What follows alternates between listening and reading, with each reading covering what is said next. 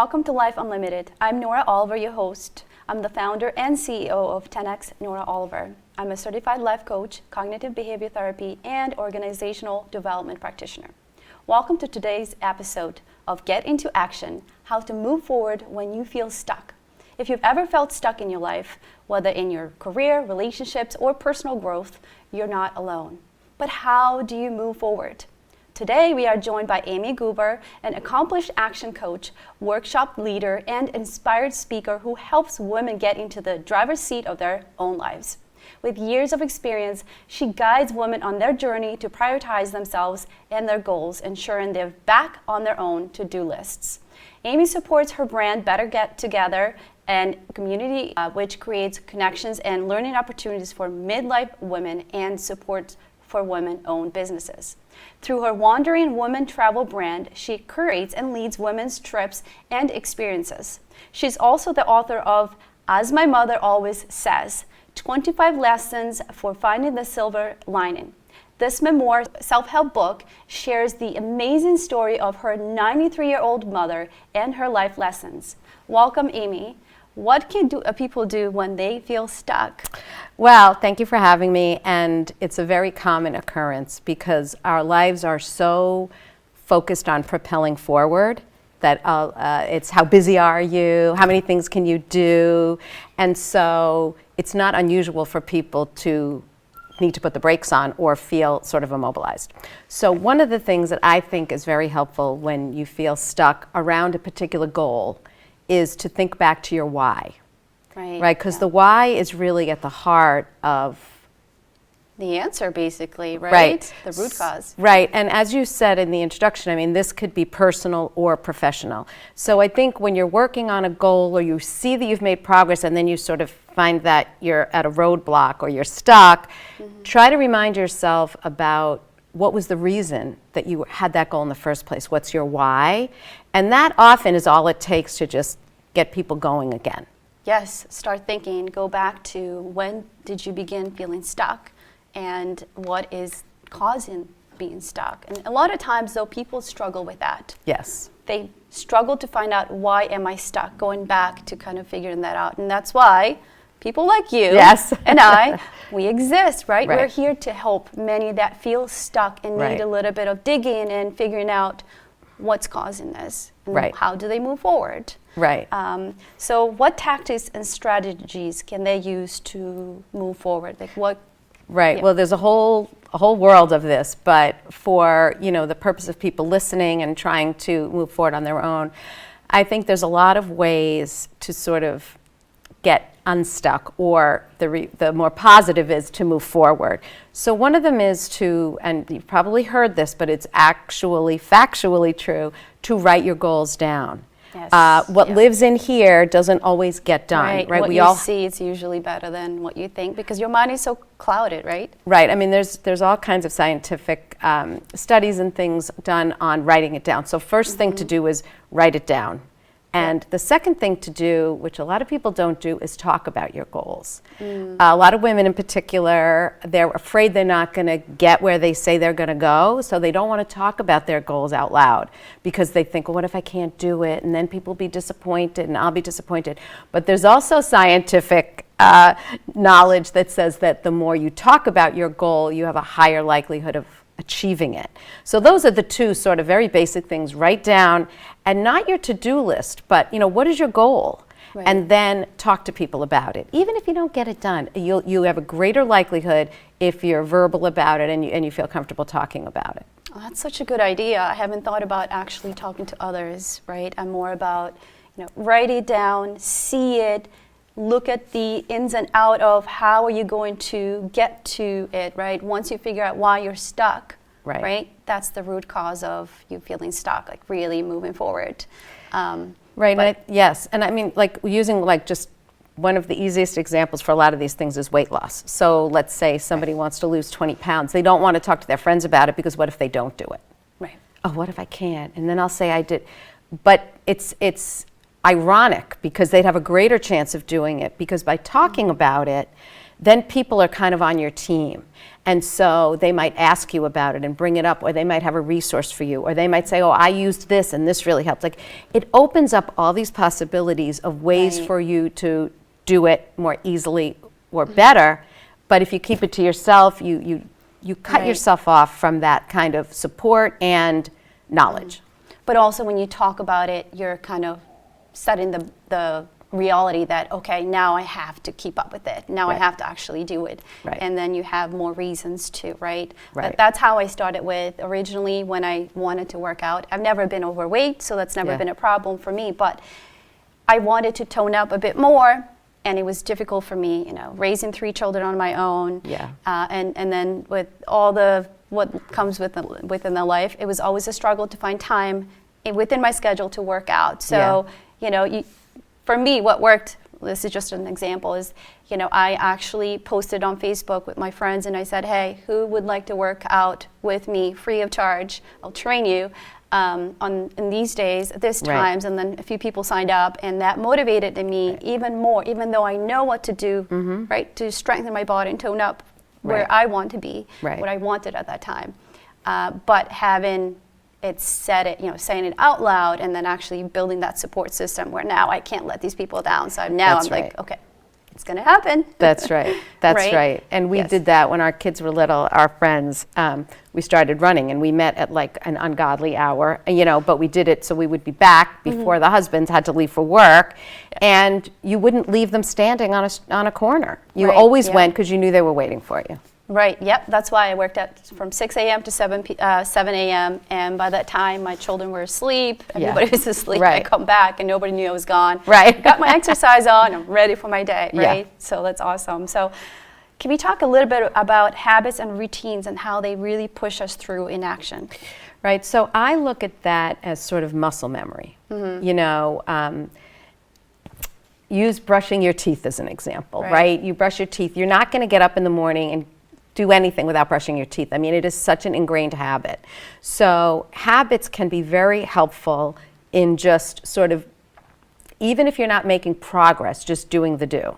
Right? And so that's sort of the muscle memory, or that's sort of the term, but, you know, sort of the psychological, like, okay, this is what I do, okay, this is what I do, this is what I do. And I think that can really help move people through a period of inactivity. That's so good, right? Because when we say stuck, to me, it's you've sort of started, you're sort of thinking about something, and now you're stopped.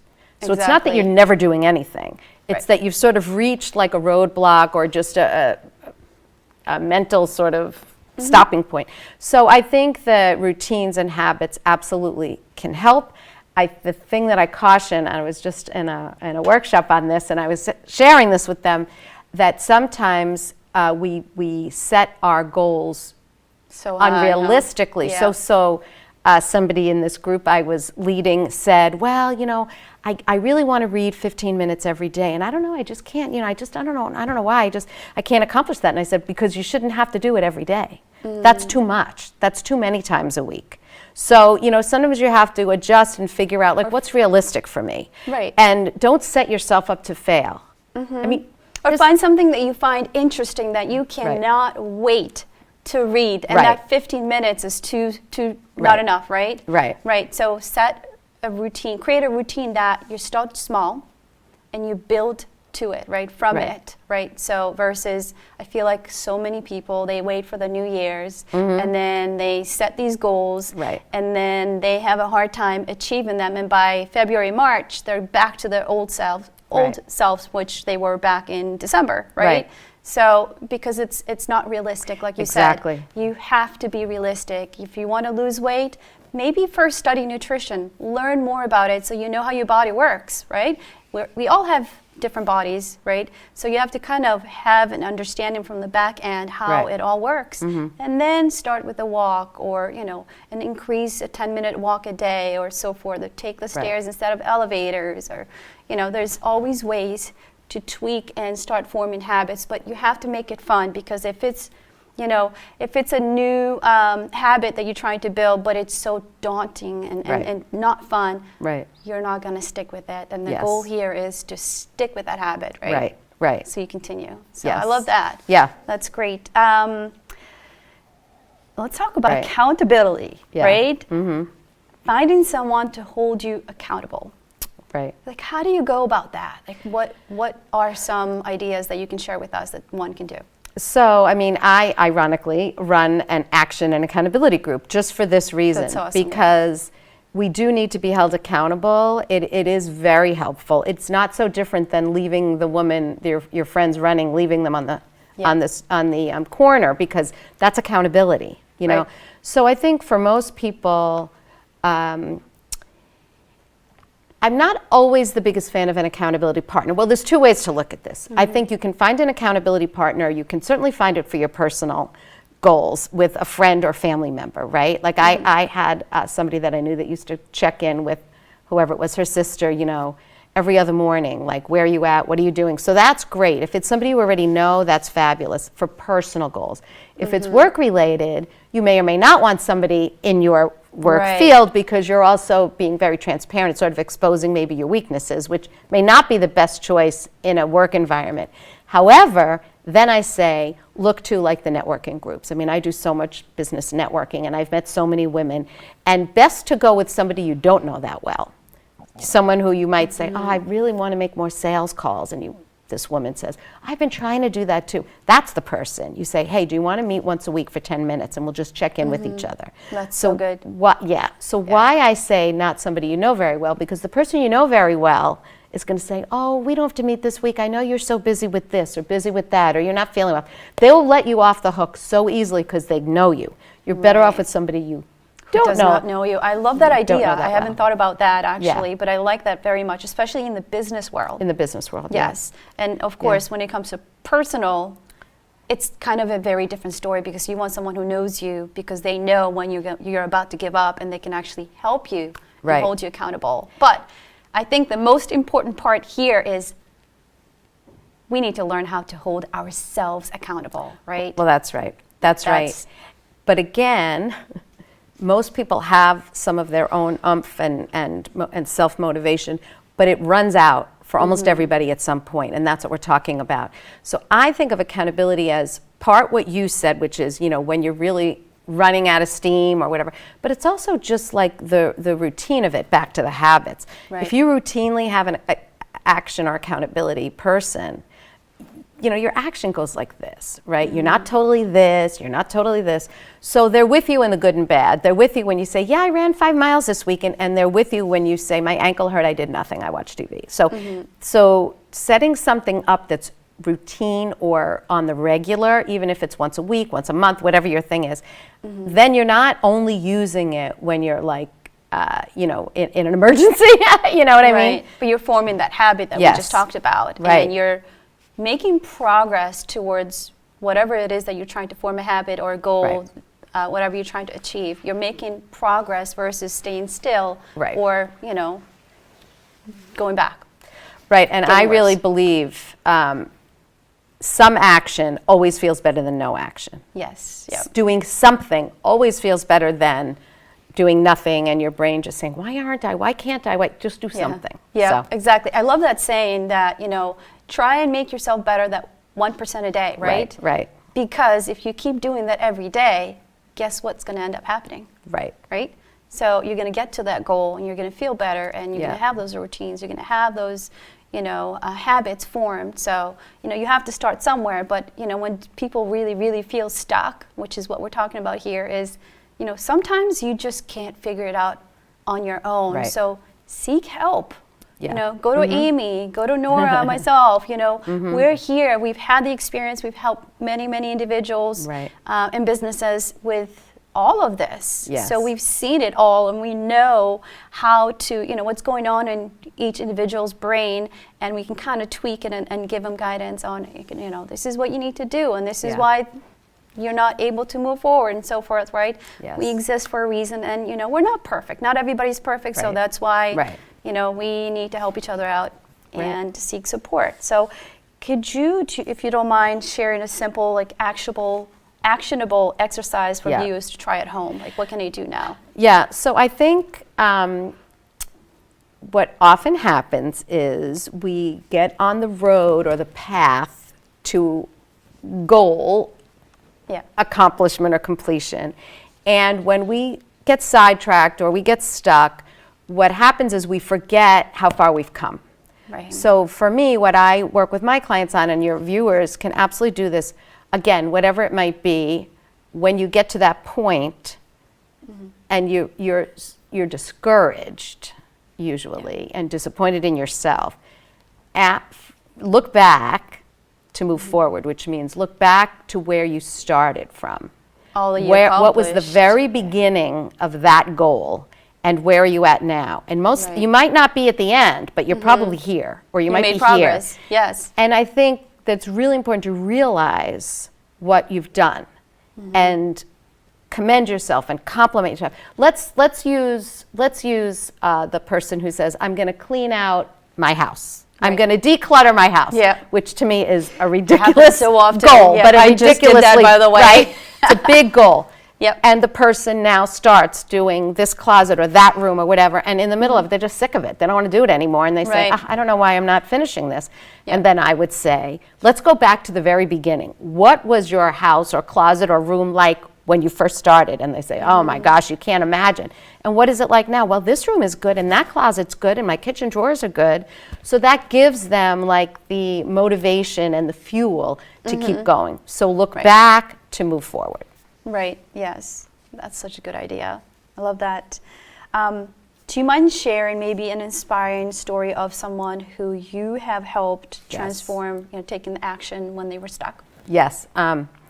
I also run a program called Drive Your Life in nice. September in the fall, which is an online virtual small group coaching program where I actually teach the 5 steps to get into action.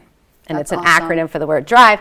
And so why I'm telling you that is this particular woman who we'll call Mary, her story. And I think it's really valid personally and professionally. So she came into the program, and she is a lawyer. I mean, was a lawyer, so smart, right? Driven, motivated, right? To get through law school and pass the bar, I mean, work in that field. And her children had gone off to college, so she was that sort of empty nester mode. Yep, tough and she found herself doing nothing. Oh, I mean, nothing. yeah, that's the worst thing you can do at that time. Right, and she wasn't working, and she just could not get into gear. She just could not get herself going. So we did the program, which I'm not going to go into, but the thing that I saw with her was that it was about getting started.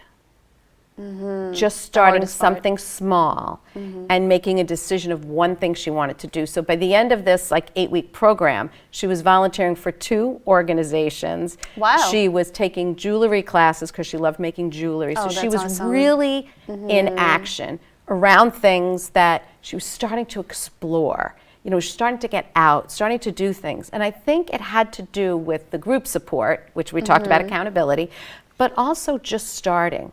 Don't make it so that you have to do these big things. Like I had said to her, research volunteer opportunities. Don't do anything. Don't call anyone. Yep. Don't do anything. Just look it up online. Well, that was easy. She was like, I can do that.